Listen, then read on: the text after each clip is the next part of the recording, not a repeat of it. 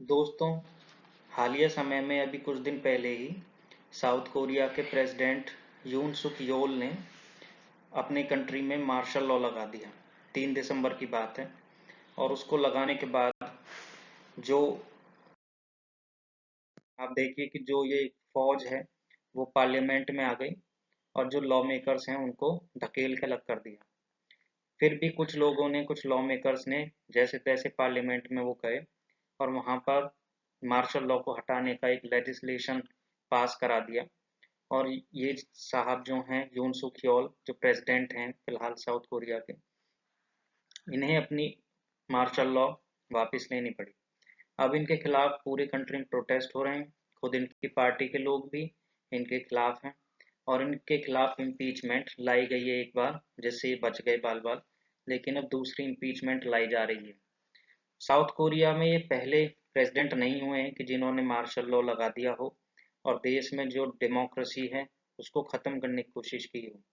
South Korea के जितने भी प्रेसिडेंट्स अब तक हुए हैं, जब से ये कंट्री एज ए रिपब्लिक वजूद में आया है तकरीबन 1950 से, तब से वो सभी प्रेसिडेंट्स बड़े कंट्रोवर्शियल रहे हैं। कुछों को फौज ने हटाया है, खुद कुछ खुद ही अथॉरिटेरियन बन गए हैं, डिक्टेटर बन गए हैं। कुछों पे स्कैंडल्स लगे हैं, आरोप लगे हैं कि इन्होंने बहुत ही ज़्यादा करप्शन किया है और वो जेल में है। और जो ये करंट प्रेसिडेंट हैं यून सुक योल, इन्होंने भी उस डेमोक्रेसी को हटाने के लिए मार्शल लॉ लगा दिया जिससे कि एक अथॉरिटेरियन बन सके। तो आज की वीडियो में जानते हैं कि साउथ कोरिया जो एक एशिया का one of the richest country है और इसकी इकोनॉमी बड़ी अच्छी बूम हुई है, वो डेमोक्रेसी इतनी अच्छे से फॉलो क्यों नहीं कर पाता है।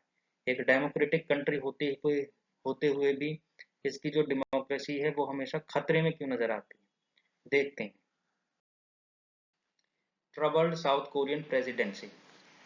साउथ कोरिया की इकोनॉमी 1970s के टाइम से काफ़ी बूम हुई है, काफ़ी मिराक्युलसली तरीके से वो बढ़ी है और ये one of the richest country है एशिया में और इसे one of the Asian tigers भी बोला गया है। लेकिन इसके जितने भी प्रेसिडेंट्स हैं वो कंट्रोवर्सी में रहे हैं और उन्होंने या तो डिक्टेटर बनने की कोशिश की है या उन्हें खुद किसी डिक्टेटर ने या मिलिट्री जनरल ने उन्हें हटाया है या वो करप्शन के मामले में जेल गए हैं। जानते हैं साउथ कोरियन प्रेसिडेंट्स के बारे में। पहला, साउथ कोरिया में जो रिपब्लिक बने हैं हर बार, यानी एक कॉन्स्टिट्यूशन बना और उस कॉन्स्टिट्यूशन के बाद एक व्यक्ति प्रेसिडेंट बना, उसके बाद उसने रूल किया और आने वाला जो रूलर है वो खुद एक नया कॉन्स्टिट्यूशन बनाता था, तो उसे सेकंड रिपब्लिक यानी दूसरा रिपब्लिक ऑफ कोरिया बोलते थे। जो फर्स्ट रिपब्लिक ऑफ कोरिया है वो साउथ कोरिया की सरकार को मिला 1948 में। 1948 तक साउथ कोरिया पर अमेरिका का रूल था और अमेरिका ने जापान से साउथ कोरिया को 1945 में आज़ाद कराया और 1948 तक साउथ कोरिया पर अपना रूल रखा। 1948 में साउथ कोरिया को उन्होंने गवर्नमेंट सौंपी और जो कॉन्स्टिट्यूशन उनका बना उसके अनुसार कोरिया एक रिपब्लिक बना, but it was first Republic. क्योंकि आने वाले समय में बहुत सारे जो इनके प्रेसिडेंट्स हैं वो कॉन्स्टिट्यूशन चेंज करके नया रिपब्लिक बनाते रहे। जो फर्स्ट प्रेसिडेंट थे वो थे सिंग मैन री। He became the first president of South Korea following the May 1948 general election, and the National Assembly in Seoul promulgated South Korea's first constitution in July, establishing a presidential system of government.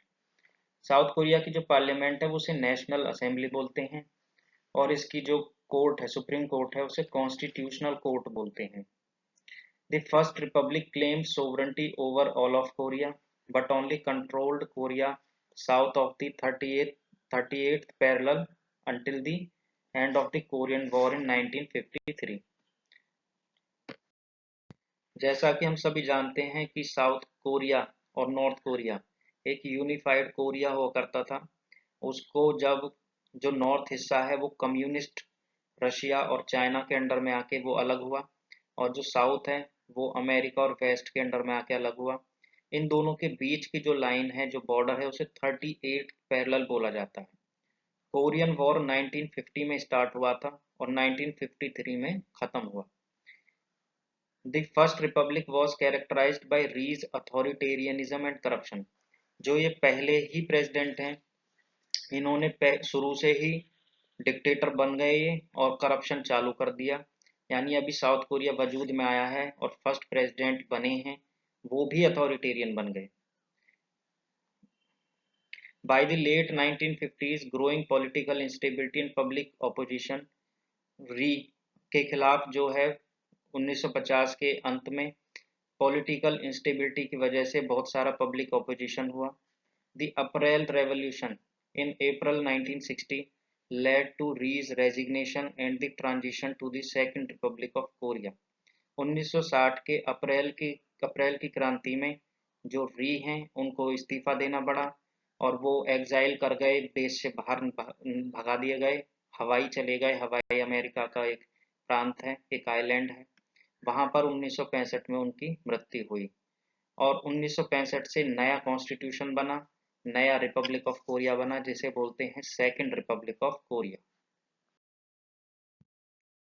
Second Republic of Korea जो है उसमें south Korea की सरकार अप्रैल 1960 से और मई 1961 तक ही चली। बहुत छोटे समय तक सेकंड रिपब्लिक ऑफ कोरिया चला। इसमें पार्लियामेंट्री गवर्नमेंट इस्टेब्लिश हुई, यानी संसद के अनुसार कोरिया चला। यहाँ पर इस समय जो प्रेसिडेंट बने वो थे यून पो सुन। 1897 में इनका जन्म और 1990 में इनकी डेथ हुई। He served as the second president of South Korea from 1960 to 62। ये अकेले प्रेसिडेंट हैं रिपब्लिक ऑफ कोरिया के जो पार्लियामेंट्री गवर्नमेंट के हिसाब से चले। He was the only president of the short-lived Second Republic of Korea and served as little more than a figurehead due to its nature as a parliamentary system। In 1955, Yoon helped establish the South Korean Democratic Party। इन्होंने 1955 में south Korean democratic party बनवाई। He was forced to resign the presidency by Park Chung-hee as a result of May 16 coup in 1961। Second Republic के ये अकेले president थे, parliamentary ढंग से चल रही थी साउथ कोरिया की सरकार और ये बहुत लंबा कार्यकाल भी नहीं इनका हुआ, कुछ महीनों का ही हुआ और उसी में भी इनका भी तख्ता पलट हो गया। 1961 में 16 मई का एक तख्ता पलट हुआ पार्क चुंग ही के द्वारा और ये हटा दिए गए, यून पोसुन हटा दिए गए। फिर थर्ड रिपब्लिक बना कोरिया का। इसमें सरकार कोरिया चली 1963 से 1972 तक। Third republic was founded on the dissolution of the supreme council for national reconstruction that overthrew the second republic and established a military government in May 1961। Park Chung-hee, the chairman of the Supreme Council, was elected president of South Korea in the 1963 presidential election। इस third Republic में park Chung ही president बने। ये एक authoritarian थे, dictator थे और जो second president थे यून पोसुन उनको भी इन्होंने ही हटाया था। He became the chairman of the Supreme Council and he was elected president of South Korea in 1963 presidential election। Park Chung-hee, born 1917, died 1979, served as the third president of South Korea from 1962 until his assassination in 1979। इनको खुद को भी मारा गया, इनका भी assassination हुआ। तो अब तक आपने देखा कि साउथ कोरिया का फर्स्ट प्रेसिडेंट, सेकंड प्रेसिडेंट और ये थर्ड प्रेसिडेंट तीनों ही कंट्रोवर्शियल रहे हैं, तीनों ही अथॉरिटेरियन या तो रूल किया है या अथॉरिटेरियन के द्वारा हटाए गए हैं।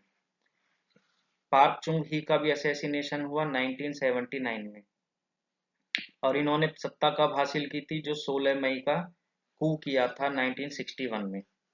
He is regarded as one of the most consequential leaders in Korean history, although his legacy as a military dictator continues to cause controversy।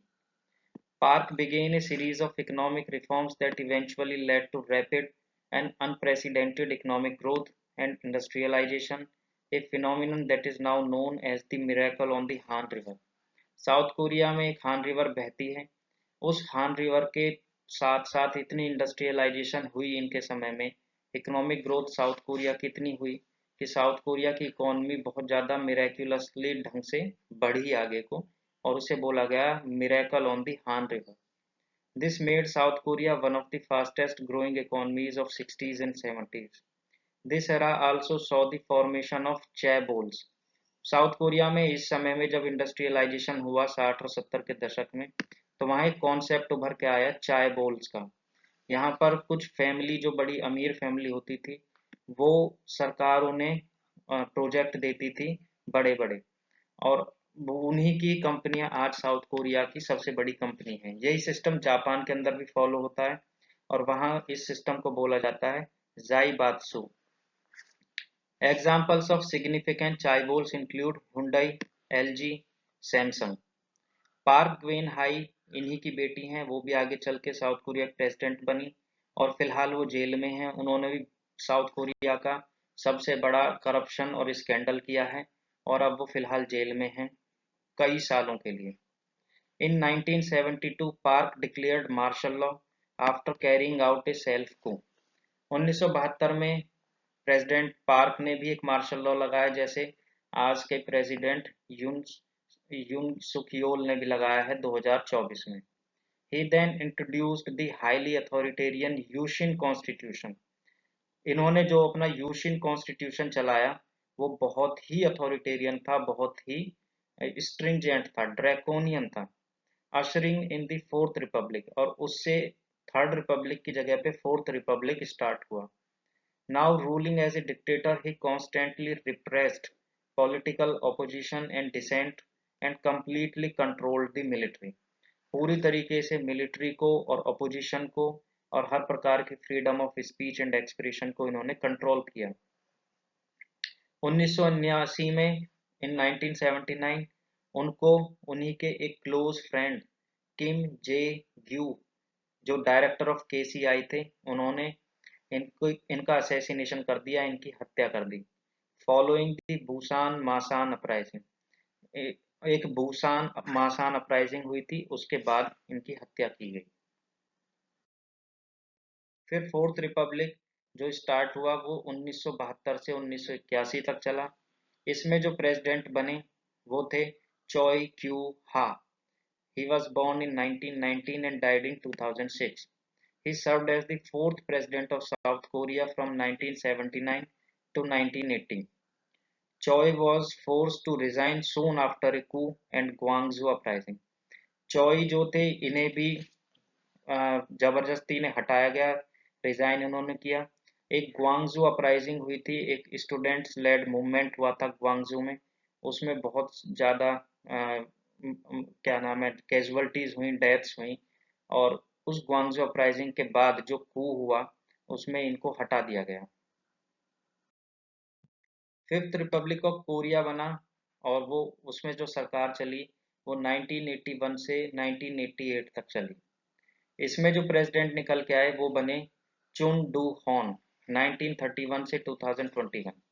He was a South Korean politician, army general and military dictator who served as the fifth president of South Korea from 1980 to 88।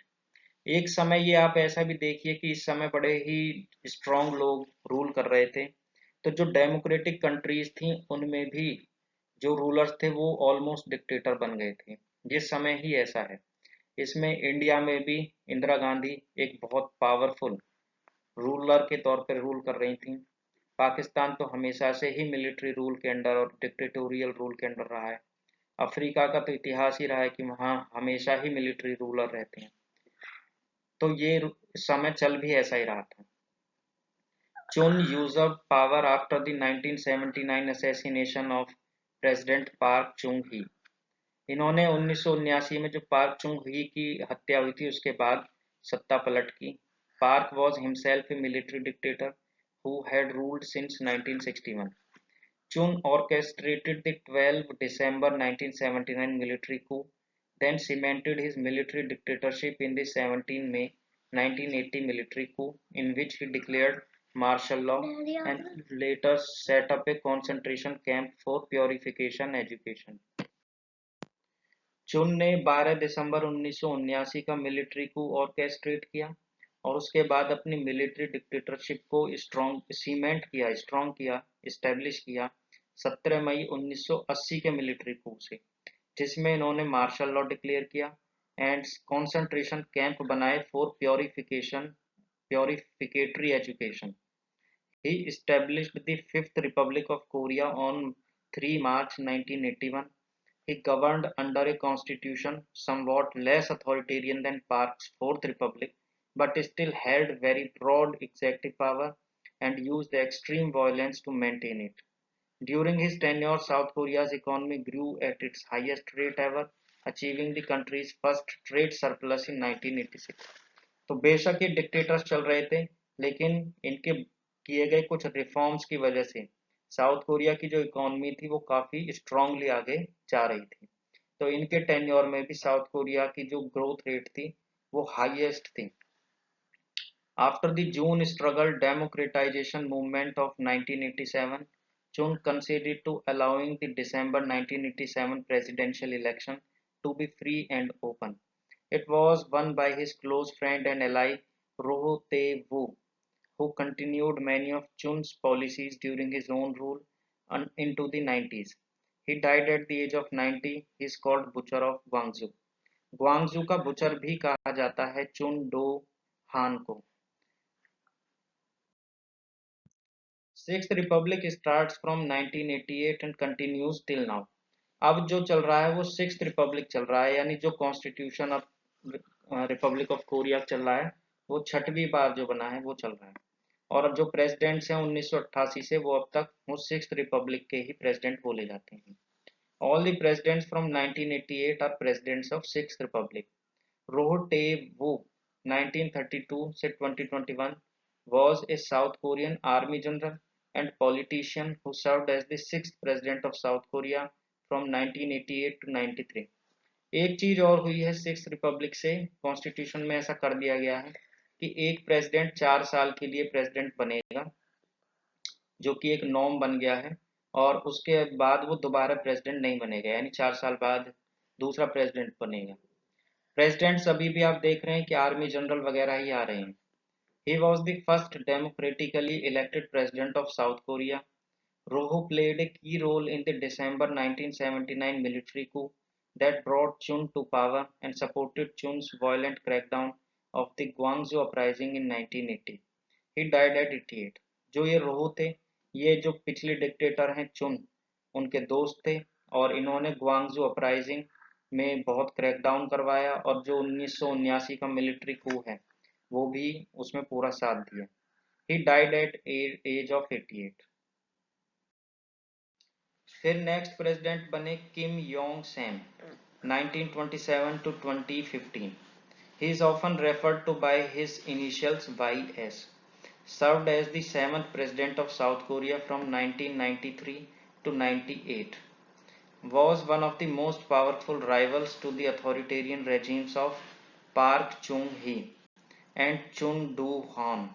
ये बहुत बड़े rival थे दोनों dictator park Chung ही के और चुन Doo Hwan के। He was elected to the national assembly at the age of 25। ये 25 साल की उम्र में ही एमपी बन गए अपनी संसद के, which is the youngest person in Korean history, और पूरे कोरियन इतिहास में ये यंगेस्ट एमपी बने हैं।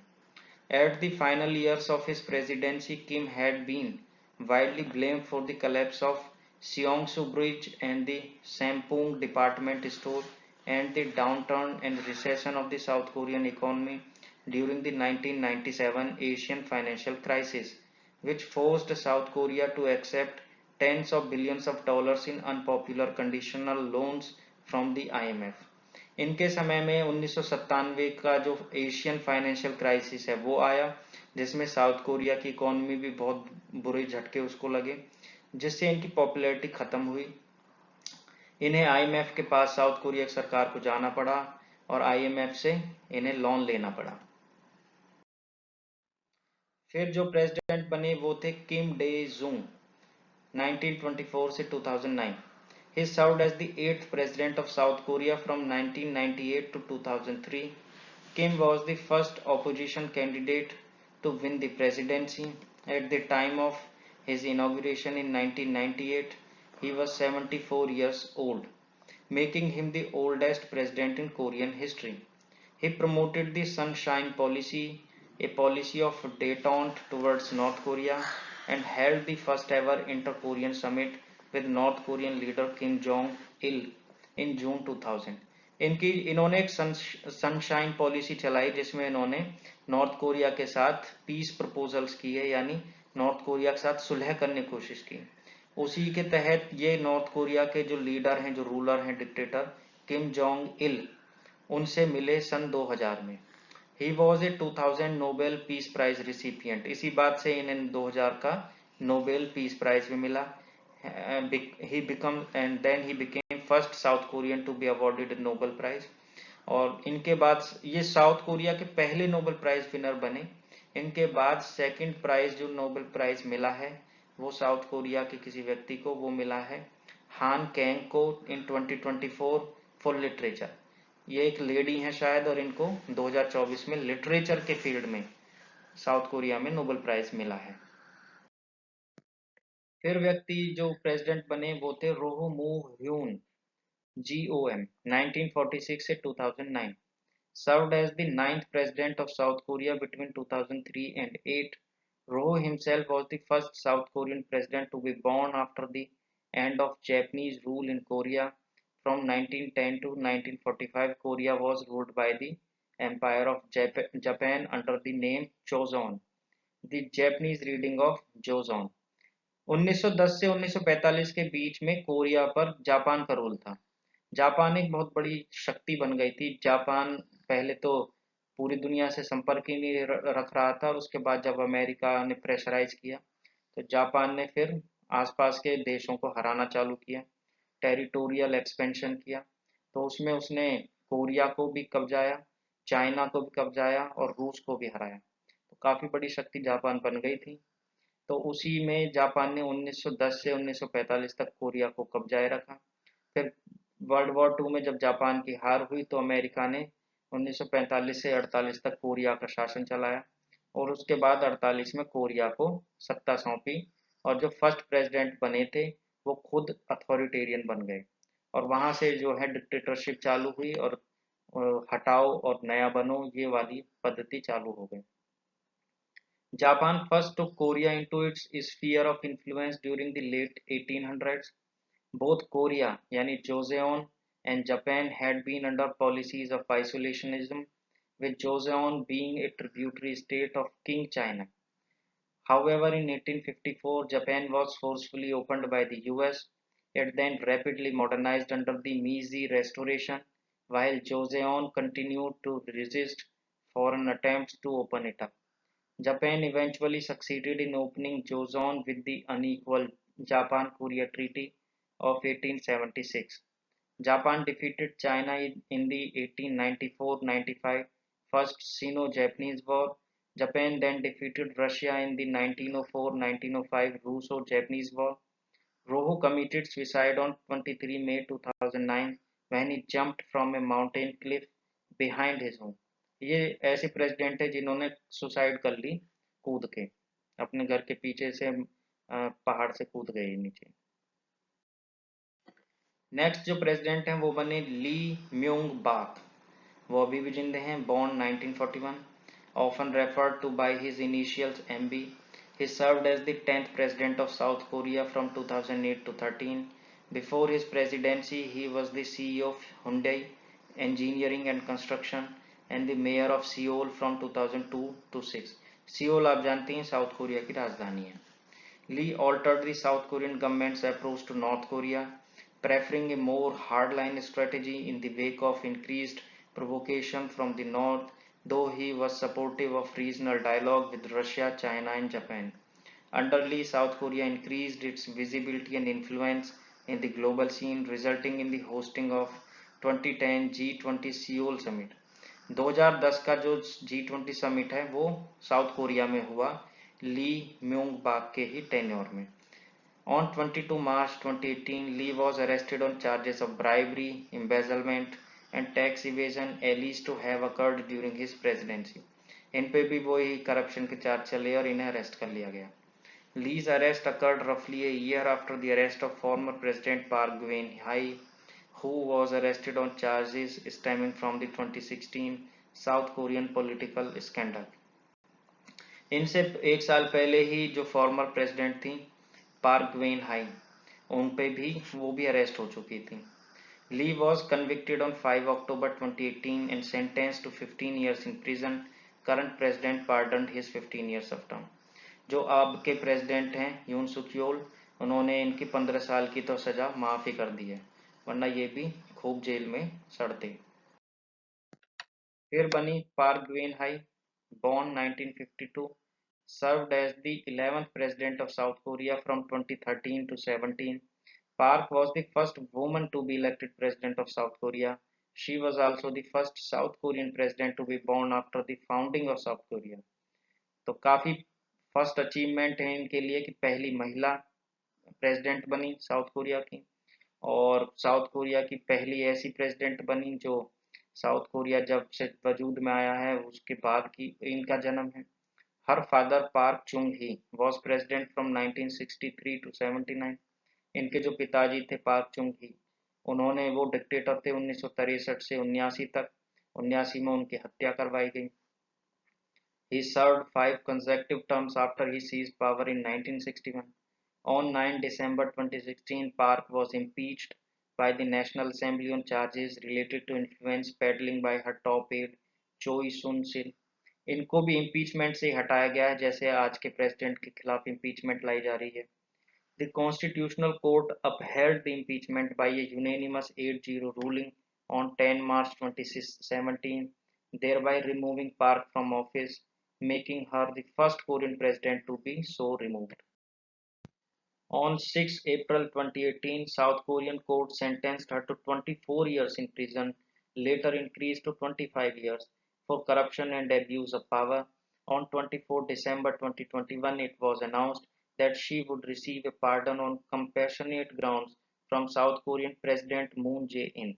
She was released from prison on 31 December and returned home 3 months later on 24 March 2022. Moon Jae-in next president बने। 1953 में इनका जन्म हुआ। He served as the 12th president of South Korea from 2017 to 22। Before his presidency, ये इसलिए famous है Moon Jae इन कि ये नॉर्थ कोरिया के जो डिक्टेटर हैं किम जोंग उन, उनसे मिले, और फिर एक बार इन्होंने डोनाल्ड ट्रंप के साथ, जो यूएस प्रेसिडेंट थे उस समय, उनके साथ भी मीटिंग करी, और किम जोंग उन के साथ मिलके तो इन्होंने काफ़ी कोशिश करी फॉर ए रेप्रोशमा, एक पीस क्रिएट हो जाए नॉर्थ कोरिया और साउथ कोरिया के बीच में। Before his presidency he served as leader of the Democratic Party of Korea. Born to North Korean refugees, ये इनका खुद का जन्म नॉर्थ कोरिया के रेफ्यूजीज थे उनसे इनका जन्म हुआ है। Moon was raised in poverty in Busan.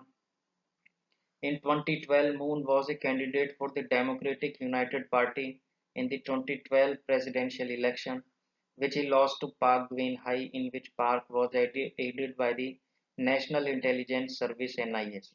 In 2017 presidential election, Moon was elected president as the Democratic Party of Korea candidate after Park Geun-hye was impeached and removed from office. As president, Moon received international attention for his meetings with North Korean chairman Kim Jong-un at inter-Korean summits in April, May and September 2018, making him the third South Korean president to meet their North Korean counterpart. On June 30, 2019, he met with both Kim and US President Donald Trump at the Korean Demilitarized Zone. Moon favors the Sunshine Policy, a peaceful Korean reunification. On economic policy, he favors reforms of chaebols यानी conglomerates, raised the minimum wage by more than 16% and lowered the maximum work week from 68 to 52 hours. South Korea में भी Japan की तरह बहुत ज़्यादा काम करते हैं, जिसकी वजह से यहाँ सुसाइड रेट और डिप्रेशन रेट बहुत ज़्यादा है, तो इन्होंने उस चीज़ को कम किया।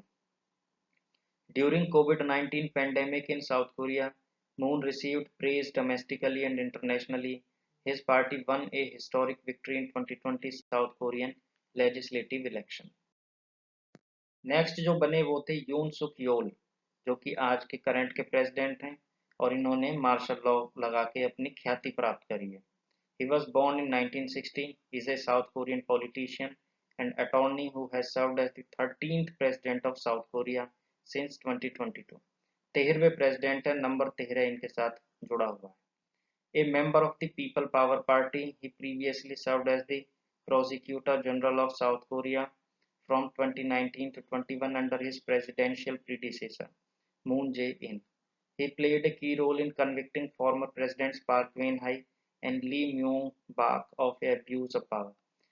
हैरानी की बात यह है कि ये इन्होंने जो पिछले प्रेसिडेंट्स हैं उनको कन्विक्ट कराने में, उनको एक्सपोज कराने में बड़ी अहम भूमिका निभाई कि ये लोग करप्ट हैं, और अब ये खुद ही भयानक रूप से मार्शल लॉ लगाने वाले थे, अथॉरिटेरियन बनने जा रहे थे। The 2022 Seoul Halloween crowd crush and 2024 South Korean medical crisis occurred during his administration. On 3 December 2024, Yoon declared martial law in South Korea, the first time it has been declared since the military dictatorship of Chun Doo-hwan in 1980. यही थी video south Korean presidents के बारे में। आशा करता हूँ आपको अच्छी लगी होगी। Thanks and keep watching. It's me Gaurav Sharma signing off.